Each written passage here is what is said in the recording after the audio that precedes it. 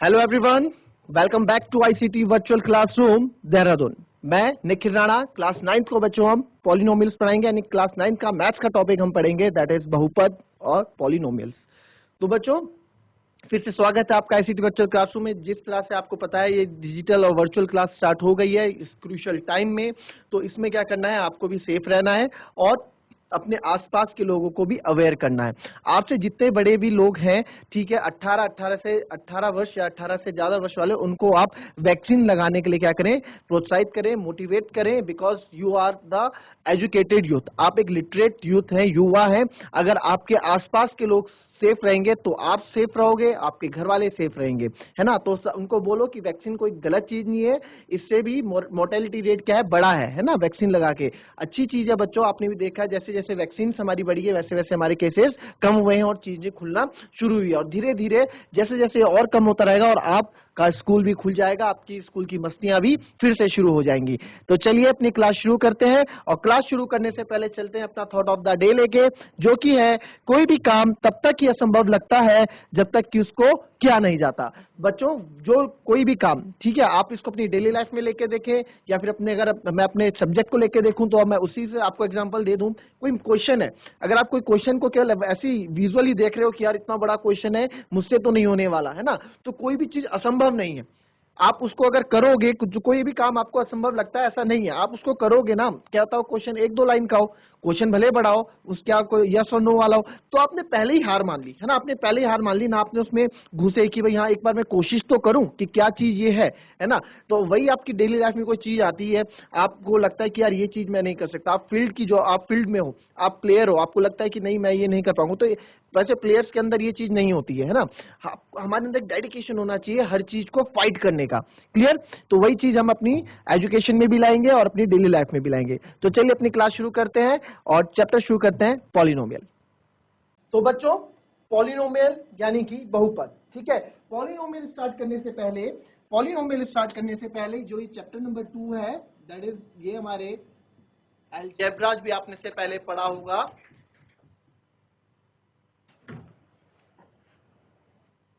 बहुपद, ठीक है, इसी से रिलेटेड ये क्या है, चैप्टर है। अलजेब्रा भी क्या इंपॉर्टेंट है, अलजेब्रा यही चीज हमारे, देखिए पॉलिनोमियल, इसमें हम आएंगे बहुपद, ठीक है। इसका इंट्रोडक्शन हम आपको देंगे, इससे बेसिक चीजें क्या क्या यूज होती हैं ये चीजें मैं आपको समझाऊंगा, ठीक है। तो पॉलिनोमियल यानी कि बहुपद, क्या है बहुपद, क्या होता है बहुपद, है ना, इसके बारे में हम जानेंगे।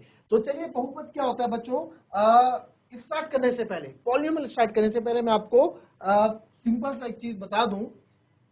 बहुपद को हम हिंदी वर्ड से समझते हैं बहुपद। अच्छा एक चीज और मैं आप लोगों को बताना चाहूंगा कि बच्चों काफी स्कूल आपके अटल उत्कृष्ट विद्यालय हो चुके हैं, यानी कि सीबीएसई हो चुके हैं और इंग्लिश मीडियम भी कुछ स्कूल हो चुके हैं।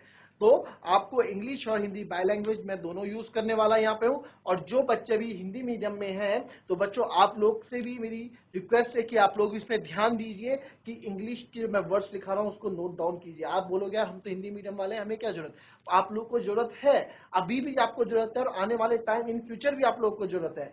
क्योंकि आप हायर क्लासेस में जाएंगे, आफ्टर 12 जाएंगे या 11 12 या 12 के बाद आप जब पढ़ेंगे, तो मैथ्स की बुक मिलना हिंदी में क्या है, बड़ा टफ एक हमारे पास टास्क हो जाता है कि मिलना मुश्किल हो जाती है। देखिए मैथ्स में वैसे हिंदी इंग्लिश कुछ मायने नहीं रखता, बट हाँ कुछ कुछ वर्ड्स होते हैं, कुछ कुछ टर्मिनोलॉजीज होती हैं जो हमको कंफ्यूज करती हैं। तो वही छोटी छोटी जो दिक्कतें होती है ना, वो बड़ी परेशानी बन जाती है बाद में। तो इसलिए आप दोनों में फोकस कीजिएगा। आप हिंदी में तो आपको है, इंग्लिश में भी आप लोग देखें कि इंग्लिश में इसको क्या बोलते हैं, मैं दोनों का इसमें बताऊंगा, ठीक है। पॉलिनोमियल यानी कि बहुपद। बहुपद, पद, बहु मतलब, अब बहू वाली बहू नहीं है, सास बहू वाली जो आप टीवी में देखने वाली बहू नहीं है ये। बहु मतलब आपने पढ़ा होगा हिंदी में एक वचन बहुवचन, है ना, तो ये वो बहुवचन है। तो बहु बहु यानी बहुत सारे, मल्टी, एंड पॉली इसको बोल सकते हैं, एंड पद, पद यानी कि इंग्लिश में इसको बोलेंगे टर्म्स, ठीक है, टर्म्स, पॉलिनोमियल। फॉर एग्जांपल मैं आपको इसको स्टार्ट करने से पहले एक छोटी चीज मैं आपको लेना चाहता हूं कि पॉलिनोमियल्स होते क्या हैं। पॉलिनोमियल्स के जैसे मैं आपको बोलूं 2x, एक मैंने ले लिया यहां पे 2x, ये एक टर्म है या एक पद है,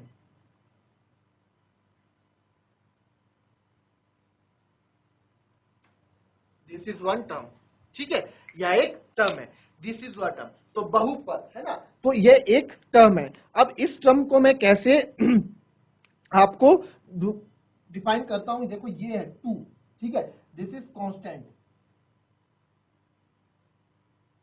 इसको दो तीन चीज हम बोलते हैं, 2 एक कांस्टेंट भी है, ठीक है, इसको न्यूमेरिकल कोफिशिएंट भी बोलते हैं।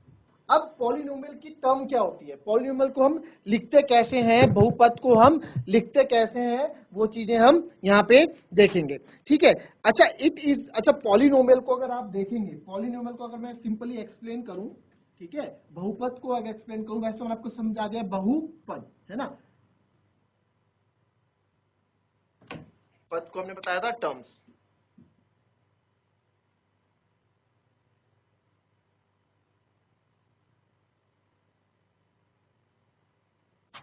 It is a chain of terms, ठीक है, ये क्या है आपकी टर्म्स की क्या है, चेन है, ठीक है, ये क्या है आपकी टर्म्स की क्या है, चेन है, चेन ऑफ टर्म्स, ठीक है, टर्म्स की चेन है, आप इसको ऐसे समझ सकते हैं, ठीक है। अच्छा अगर मैं लिखता हूं, ठीक है, अगर मैं लिखता हूं ए एक्स प्लस बी, ठीक है, एक चीज मैंने लिख दी ए एक्स प्लस बी, ठीक है, ये हमारा पॉलिनोमियल का एक फॉर्म आप इसको बोल सकते हैं। एक टर्म ये हो गई और एक टर्म ये हो गई, एक टर्म ये हो गई, एक टर्म आप देख रहे हैं ए एक्स हो गया, एक टर्म आपका बी हो गया, ठीक है। अगर मैं बोलूं आपको कि x upon why it is a polynomial, क्या ये एक पॉलिनोमियल है,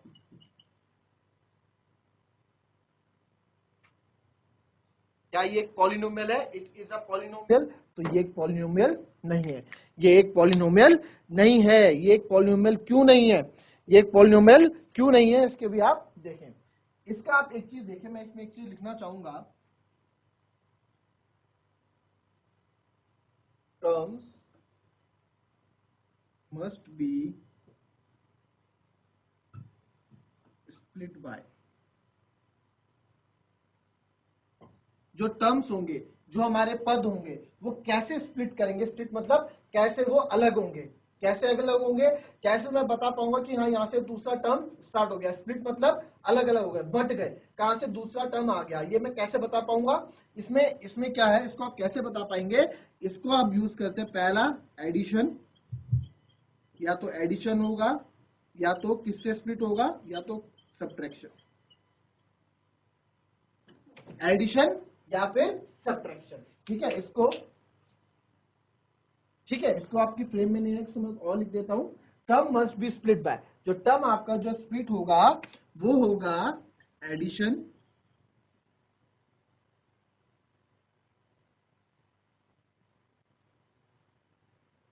दूसरा सब्ट्रैक्शन, यानी कि जब एडिशन या सब्ट्रैक्शन का हमारा साइन लगा होगा तभी मैं बोल सकता हूं कि ये क्या है, ये यहाँ पे दो टर्म अलग अलग हो रही है, देखो ये प्लस है, एक टर्म ही एक टर्म ही। अब कैसे इसको आप और अच्छे से समझेंगे, कैसे आप इसको और अच्छे से समझेंगे, इसको मैं जैसे मैं अगर मैं लिख देता हूं, यहां देखना, ठीक है, आप इसको एक टर्म मत मानना, इसको आप एक टर्म मत मानना, जैसे अगर मैं लिखूंगा A x multiply by B,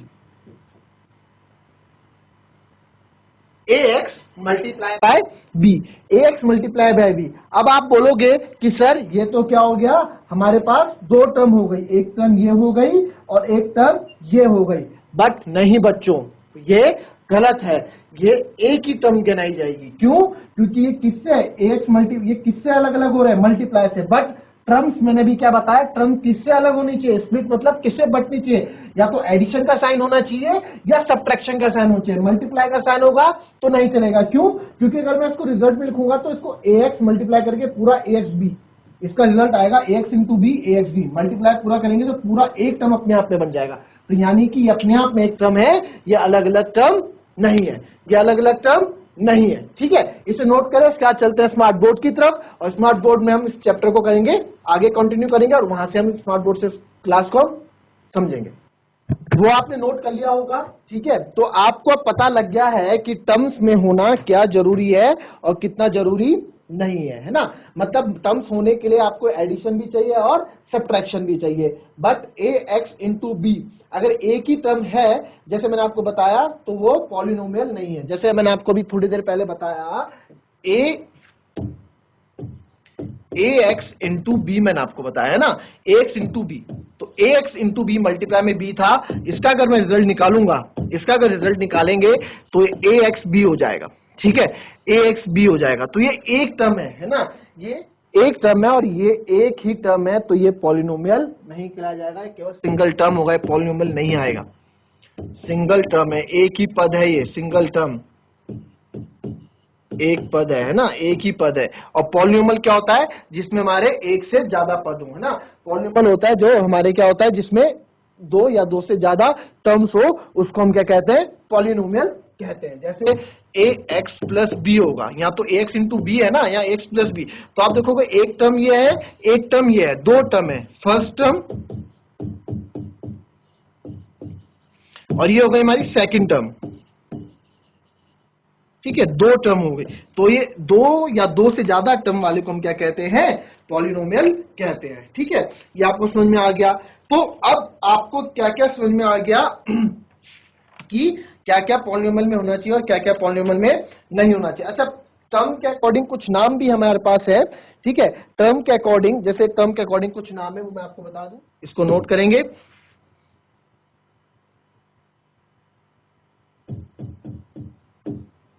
according to term,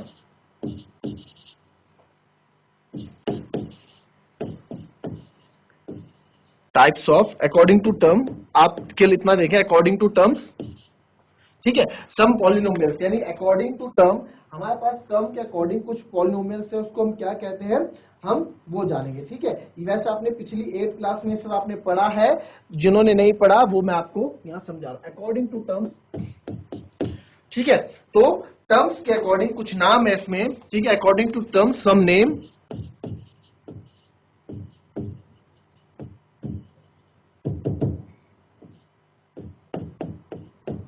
ठीक है, according to some names are. तो पहला आता है इसमें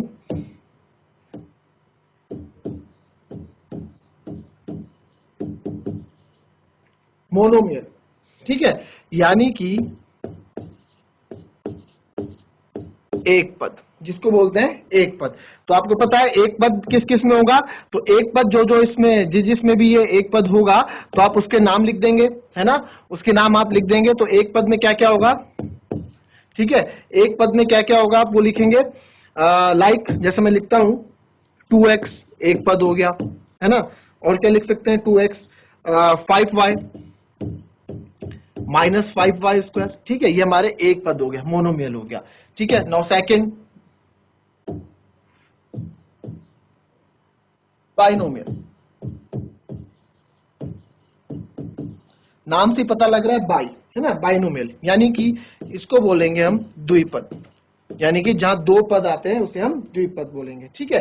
तो जैसे इसको मैं यहां पे अब ये पॉलिनोमियल बनना स्टार्ट हो गया, अब पॉलिनोमियल हम बना सकते हैं, पॉलिनोमियल फॉर एक्स, इसको ऐसे डिनोट करते हैं। तो इसको लिखूंगा 2x प्लस 5, ये भी एक दो पद है, ठीक है, और क्या लिख सकते हैं, कुछ भी लिख सकते हैं 5x प्लस 6, ये भी हमारा दो पद है। तो जहां पे भी दो पद आ गए आपके, एक पद ये है, एक पद ये है, एक पद ये है, एक पद, तो ये हमारा क्या हो गया, बाइनोमियल हो गया, ठीक है, this is the binomial. Now next आ जाते हैं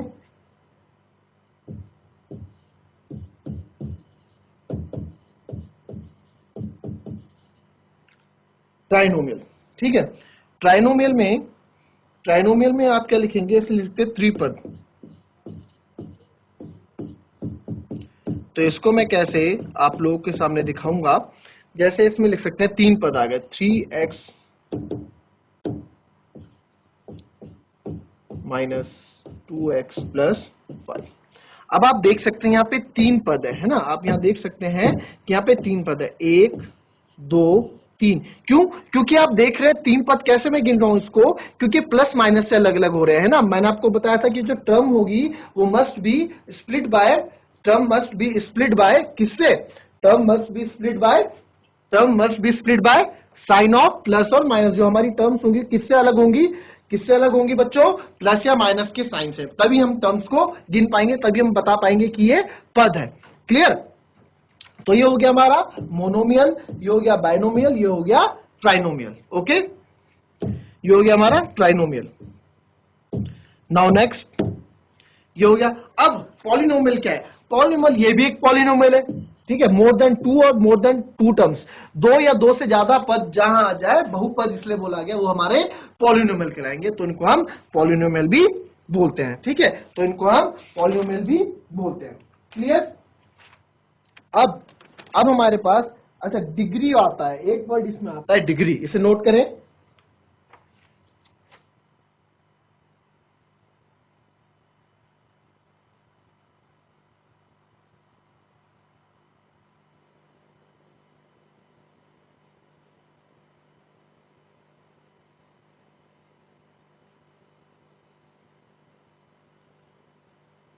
चलिए नोट कर लिया। अब इसके बाद आप क्या करेंगे?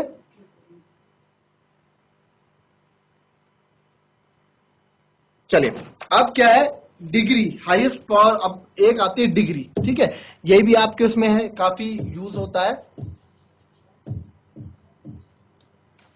डिग्री ऑफ पॉलिनोमियल, ठीक है।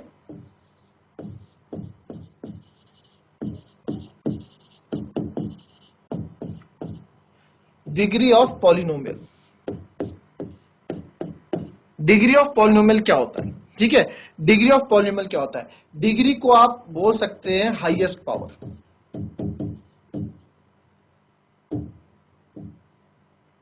डिग्री को आप बोल सकते हैं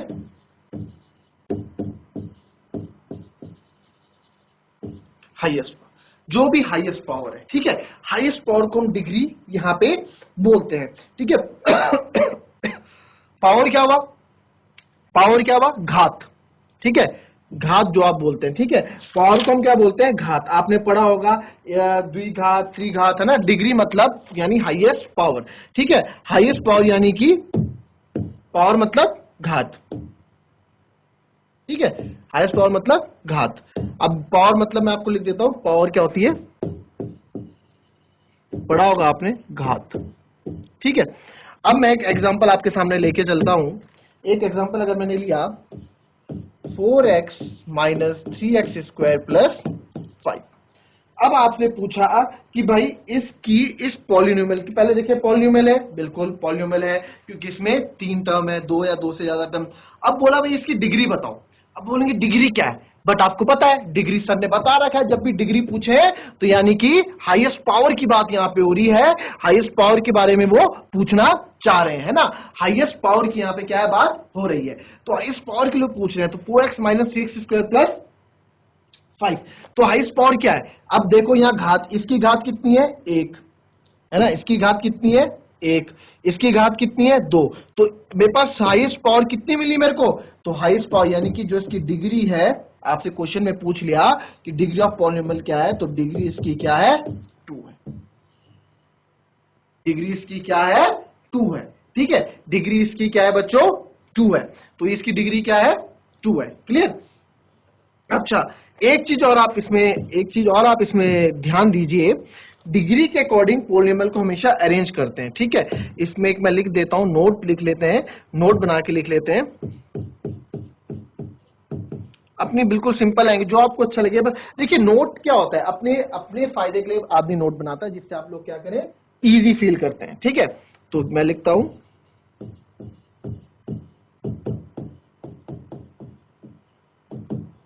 डिग्री के अकॉर्डिंग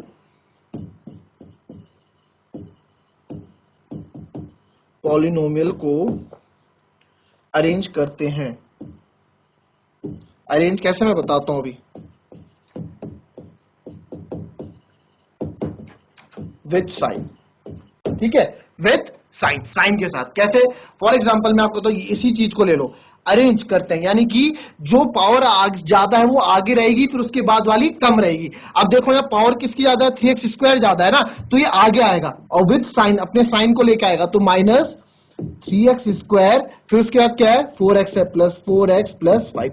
ये बिल्कुल सही और सटीक तरीका होता है एक पॉलिनोमियल को लिखने का, minus 3x square plus 4x plus 5, ठीक है, तो एक बिल्कुल सटीक तरीका। तो ये इसका कहने का मतलब था, हम अरेंज ऐसे करते हैं, ठीक है।